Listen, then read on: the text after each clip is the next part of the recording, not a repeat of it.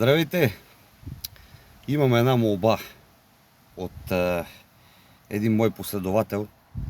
Иска да му покажа как да си свали таблото. Трябвало да сменя кружки. Аз му казвам, че са диодове, нали, на повечето коли не са кружки, трябва да се запойва, ама той настоява да свали таблото. Няма проблеми, сега негова такова може и с кружки да е, нямам представа. Аз ще му покажа, затова сме тук. Обръщаме камерата. Ето го таблото. Нека да го покажа. Ето тук има една пластмаса. Ето тая пластмаса. Ловиш я и я дърпаш. Тя е на щипки, излиза. И ето тук имаш болчета. Не знам дали се виждат се. Его болчето. От тази страна имаш пак болче.